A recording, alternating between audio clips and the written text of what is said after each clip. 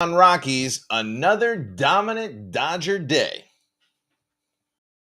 You are Locked On Rockies, your daily Colorado Rockies podcast, part of the Locked On Podcast Network, your team every day.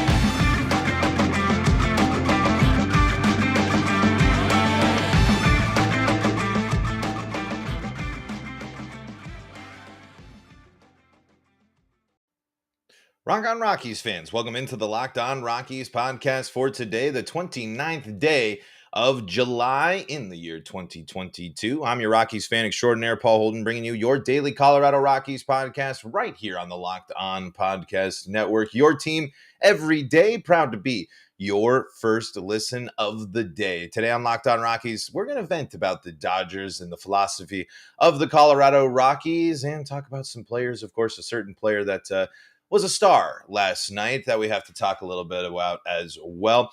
But before we dive into that, today's episode of Locked On Rockies is brought to you by BetOnline. BetOnline has you covered this season with more props, odds, and lines than ever before. BetOnline, where the game starts. And Joel the Grace in the live chat says it best. Man, last night's game was brutal. And it was brutal. It's another brutal loss at the hands of the Los Angeles Dodgers. The Dodgers have now won 4 straight games against the Rockies. They have a 12-game lead in the NL West, and I'm curious how you Rockies fans feel about it. What does this mean to you in your vision and your view of the Rockies? Does a 4-game skid to the Dodgers leading to an overall record against the Dodgers this season of 4 wins, so about 4-6, I believe they are in the series. 4-6 against the Dodgers. Is it just the Rockies are close to playing 500 ball against the Dodgers? They've had a couple of close losses, they can bounce back? Or when you see the full power of the Dodgers on display like it was last night, does that give you sort of a reality check? I really, really hope it's the reality check. I as much as I don't want to keep being a negative Nancy, I don't want to be a someone that continues to poo-poo a team that works that works hard, that competes. They're pros and means a lot to a lot of us. But folks, that game last night is just another example of this Rockies team, as constructed right now, is not ready to compete for the big one. They're not ready to make a run. They don't have the depth. To sum up on this Friday, I wish we could be going into a fun Friday podcast, into the weekend, excited. Dodgers, you know what? We just we split the series with the White Sox. We started against the Dodgers. If we win this series, maybe that begins the turnaround. But folks, this Rockies team is desperate for change. This Rockies team needs new mentalities and needs new philosophies. You can't sit there and say that you're a competitive team with a playoff caliber rotation when the Dodgers come in and dominate you at home. Yes, they had one of their best pitchers. It's Tyler Anderson, former freaking Rocky. Tyler Anderson is sitting at 11-1 with a sub-3 ERA. There's another Rocky on that roster that's having a good year. There's former Rockies everywhere that are having good years. But the Rockies pitching staff has instead regressed, stepped backwards. Starting with this trade deadline, this is where the Rockies need to change their philosophies. At this point, if you really want the best path to success for the Rockies is going to be an understanding and actual admittance of where this team is at. But it's not going to happen. When you get crushed in that way, when your pitcher that you are on the radio 2 days earlier saying you're hoping you're extending, you're hoping you're going to bring them in, you're hoping you're going to do this, and you got this playoff caliber rotation, that's a playoff game you just played in. If that was a wild card game, you just got blown out by 14 runs on your home field. Why is that a playoff game? Because it's against the Dodgers. It's against playoff caliber team. Not only is it against playoff caliber team, it's against World Series caliber team. When you're the Rockies, you are in a unique position where you get to play a World Series favorite every single year. There is someone in the NL West that is going to always be at the top of the chart to make it a deep run into the playoffs. And it's been the Dodgers for a long time, but just like the Giants of the past and these teams, who knows, the Padres could be getting Juan Soto. When you are the Rockies and when you are playing teams that have a pedigree of championship success and postseason appearances, you need to actually take that serious. You need to rise to the challenge. You need to be ready to play teams like the Dodgers and play them well. One series at the beginning of the year is not enough to keep you afloat to say that this team can hang with this Dodgers team, because that is simply not the case. Record-wise, statistically, batting, pitching, fielding, running, the Dodgers dominate.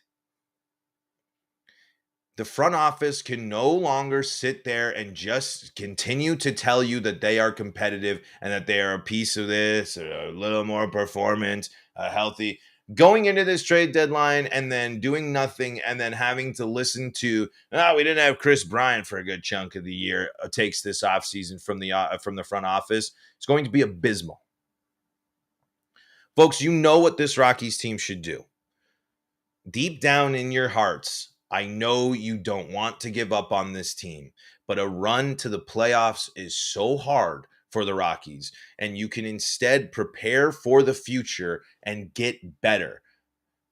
But the ignorance and the bluntness and the lack of big picture thinking of the Rockies, and the lack of embrace of a different mindset and a different personalities and different people will continue to plague this team. This trade deadline and where the Rockies are at right now is going to continue to be an example of issues that we talked about all offseason long.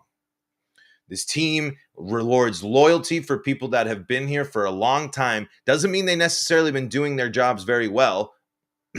Pitching coach. It's just a matter of I got to get these text messages up here. Let's see. Got to pull these up real quick because they are important. But anyway, while I'm looking for these, I just want to remind you that this is a team that continues to tell you to your face that this team is just a couple pieces away, that they have this and that these are the players that are ready to go and ready to make the run. But we're not seeing it. We haven't gotten to see any of this. You can't sit there and just say why do we just brush off the fact that no one else really other than us have been talked too much about the fact that Bud Black's out here talking about a playoff caliber rotation, and then 2 days later they get blown up for 14 runs. Daryl Scott and is really not helped this Rockies staff at all. He got a promotion to starting pitching after really not having much success in the bullpen. Getting the inside scoop from my buddy Jambron here. They what have we seen this year from the front office's rewards of loyalty of Scott, of Bill Schmidt? What have we seen? There's nothing about this team that is working into a championship contender. There's nothing here that should mean that anybody in terms of the coaching staff and the front office's job is safe. Because let's dive in here on the live chat. If any other club was performing this way, their staff would be on the chopping block. I usually like Bud Black, but how is he not in the hot seat yet? How in the heck is Daryl Scott still employed? It's tough in this business to be like, call for firing, call for people's jobs, call for this stuff. But it's when you're breaking things down, when you're looking at issues for the Rockies pitching, you can't sit here and say that what your approach is and your philosophy to pitching is working. The best teams have dominated you, and the worst teams have also dominated you. The Rockies have given up a ton of runs. How can you sit there and say that this is a playoff caliber rotation? I know I'm rehashing stuff, but it's just all brought to the forefront time and time and time again when you play a team like the Dodgers. What is it going to take for this team to realize that you have to sometimes take it on the chin and prepare for the future? Realistically, what does keeping this Rockies roster look like for the rest of the year? And what does that mean for the Rockies? Let's dive into that. Let's talk about that. But before we do, got to tell you about our friends at LinkedIn. As you gear up for fall, you need the right people on your team to help your small business fire on all cylinders. LinkedIn Jobs is here to make it easier to find the people you want to talk to faster and for free. Create a free job post in minutes on LinkedIn Jobs to reach your network and beyond to the world's largest professional network of over 810 million people. Then add your job and the purple hashtag hiring frame to your LinkedIn profile to spread the word that you're hiring so your network can help you find the right people to hire. Simple tools like screening questions make it easy to focus on candidates with just the right skills and experience so you can quickly prioritize who you'd like to interview and hire. It's why small businesses rate LinkedIn Jobs #1 in delivering quality hires versus leading competitors. LinkedIn Jobs helps you find the candidates you want to talk to faster. Did you know that nearly every week, nearly 40 million job seekers visit LinkedIn? Post your job for free at linkedin.com/lockedonmlb. That's linkedin.com/lockedonmlb to post your job for free. Terms and conditions do apply. So, what does the future of the Rockies look like if this roster continues to be the same? You're going to just get the same story that you got this year. And we're going to have the same conversation that we had at the end of last season. But last season has a little bit of a different tone to it because you were again adjusting to the big trades. You saw the writing on the wall and you saw the fact that with the Rockies, with a big transitional period ahead of them, that's how it all shaked out. And they actually had some opportunities to maybe, if things went their other way, it would be a little different. And you can probably do the same type of what if playing, which we, of course, will do at the end of this season, but it's different because this team had opportunities to go in multiple different directions, continues to have opportunities to go in multiple different directions, and see why this first step was a misstep. Not opening up the GM search was a mistake. Not embracing more analytic stuff and letting those people go was a mistake. You are just going to see the mediocre Colorado Rockies float between 4th and 5th place in the NL West for the rest of the season and maybe take down a couple of teams and have some big fun games, and there might be a sweep or two or there. But folks, the Dodgers have a 12-game lead in the division. And now when you look at the wild card race, let's go and check the NL wild card race right now. The Rockies, mind you, in their last 7 games are 2-5. In the standings for the wild card, the Rockies would have to outperform Atlanta, San Diego, Philly, St. Louis, San Francisco, Miami, and Arizona. They are currently 7 games back of the next wild card spots. 7.5 games back, if you're being specific. There are teams that are on the way down, and 2 of the teams ahead of you are in your division. But again, what are teams like Atlanta, San Diego, Philly, and St. Louis going to do at the deadline? They're going to do something. They're going to look at what is not working on this team and make changes in season and adjust. They are not going to continue to sink into the ground and say the same thing over and over again and feed you the same hamster wheel that we run the entire time. I know that analogy didn't make any sense. No one's eating hamster wheels. But it's so exhausting.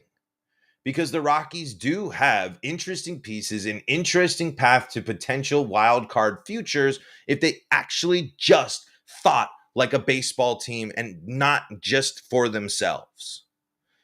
I don't know what it is that the Rockies don't want to embrace what other people in baseball are doing and don't want to actually look at the brass tacks of what the business of baseball is right now for the current state of the Rockies and why they can't make the same moves.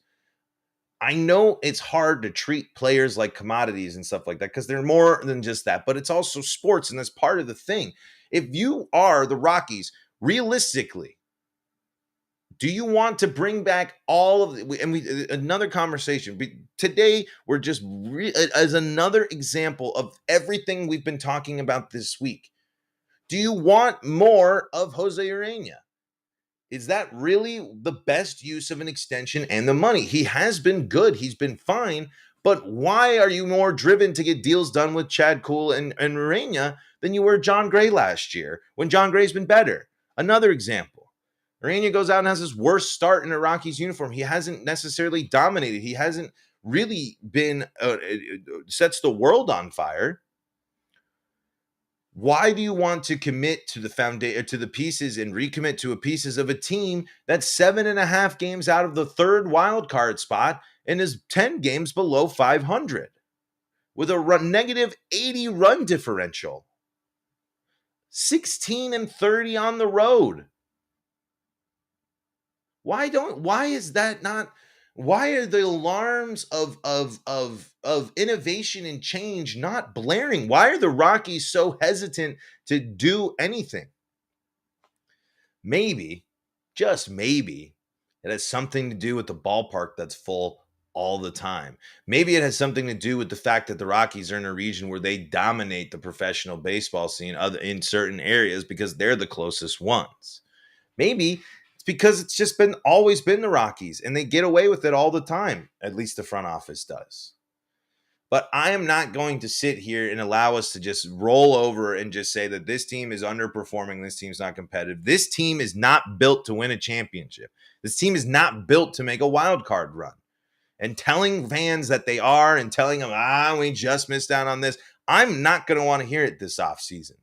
I really am not going to want to hear anything about, if Chris Bryant was in there, we would have been in a better situation. If we would have had some people just if Brendan Rodgers didn't have that slow of an April, man, look at what he did the rest of the year. What could have happened? I want to know why you didn't trade people at the deadline. I want to know why this team isn't going to embrace building it up for the future and embracing the next generation of stars that it has. Why do you not want to prepare your team for success in the future when you're 10 games below 500 and 7.5 games out of the second wild card spot? Be realistic. I'm asking the Rockies to, for once, be realistic. Look at the chips. Look and operate like other teams are. Teams sell. I'm sorry. That means you're gonna tell fans, you know what? This Rockies team didn't pan out the way it did. But this is the perfect time to do it. You don't even have a lot of players and a lot of consistency of folks that aren't real. Not real's not the wrong. Aren't everyday watchers of the Rockies. This is the time you can trade pieces away and build for the future. Because you're not relying on the bigs. You have some stars that are going to keep people in, but you have the opportunity to finally move and piece things around. Just operate like other baseball teams would. Make your team better. Doing nothing at the deadline doesn't help. Doing nothing and continuing to say, feed us the lies of this team has what it takes to go and make a run. It isn't helpful. I'm sorry. This team works hard. They're athletes. They go out and I love Rockies baseball. But let's be real. Tell me the real story. Actually look at the product on the field, look at the roster, and look at things, and then give me actual real reasons why there would be a reason to do nothing at the deadline. The Rockies need change. They had the best window to do it last year, but they've kept everything in-house, and it's mediocre Rockies baseball with a trade deadline coming, with everyone saying what they should do, but we all know what to expect. It's the same old Rockies. And if you want to bet on the same old Rockies, betonline.net is the fastest and easiest way to check in on all your betting needs. Find all your favorite sports and events at the #1 online source for odds, lines, and games. That's betonline.net. Find reviews and news of every league, including Major League Baseball, the NFL, NBA, NHL, combat sports, esports, and even golf. BetOnline continues to be the top online resource for all your sports wagering information. From live in-game betting, sports, and podcasts, they have you covered at betonline.net. Head to BetOnline today or use your mobile device, yep, that little computer right there in your pocket, to learn more about the action happening today. BetOnline, where the game starts.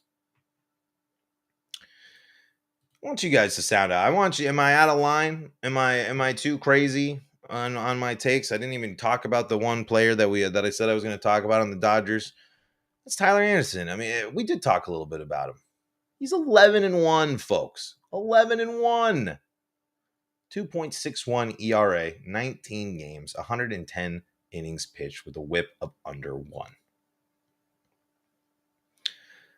Other teams are doing stuff the Rockies aren't. You hear it when players leave. You hear it from other teams. You hear it from insiders. I just want this team to embrace change. Instead of being so hostile and so brutal about being so steadfast in their ways. At this point, I would like an open and honest conversation about the philosophy of Rockies baseball and the people that are employed to put it together. I think this coaching staff needs to be reevaluated. I'm usually not in on the manager stuff, but I think a manager situation might also need to be talked about. Anything should be on the table for this Rockies team that has exciting pieces of the future and good foundational pieces. But if the conversation is not going to be about how to be improved and what we're going to do to change and how are you going to address the regression of your entire rotation? How are you going to address this team that started off notoriously bad on defense and completely changed the mentality and philosophy there? There's been a lot of change for the Rockies, and it's been bad change. How do you address that? Rockies, Dodgers tonight in another division matchup. Rockies looking to snap the 4-game skid against the Dodgers. They got Julio Urias is on the bump for the Dodgers, taking on Chad Kuhl here. We all know what Julio can do. He's a dominant pitcher. Can definitely get the strikeouts there. He's looking for his 100th strikeout of the year. Walks in the mid-20s, not nearly as much as Chad there. The Rockies, if they're going to have a chance today, if they have to do the exact opposite of what they did yesterday to start the game. They have to come out hot. They have to come out and limit extra opportunities for the Dodgers. You cannot afford to give the Dodgers literally any extra chance. You have to shut them down early and score early if you want a chance to beat them. And you got to keep up throughout the game. You got to go blow for blow, which the Rockies did not do yesterday at all. You have to completely change it around and not have Brian Serven pitch. Hopefully the Rockies start our weekends off with a win. I wish I was a little bit more bright and cheery for you all, but I'm frustrated. I'm burnt out and frustrated by some of the stuff that we've heard from this team. And if you are too, let me know. Or if you still got confidence, let me know. Tell me what you think. You can let us know by commenting on the YouTube videos and tweeting at us at LO Rockies. I'm Paul Holden. You can find me at Paul Holden 33. We're free and streaming on your favorite streaming service and live on YouTube. Your subscription on the Locked On Rockies YouTube channel is a massive help. But folks, that's going to do it for today's episode of Locked On Rockies. Hey, we got a bunch of great trade deadline coverage heading your way next week, so be sure to stay tuned for that on your favorite Locked On channel, which I know is us here on Locked On Rockies. And hey, Locked On MLB podcast is another great way for you to stay up to date with all things in the world of baseball. Locked On Broncos, Locked On Nuggets, and Locked On Avalanche going to keep you covered for the world of Colorado sports. Folks, until next time, I'm Paul Holden saying so long from the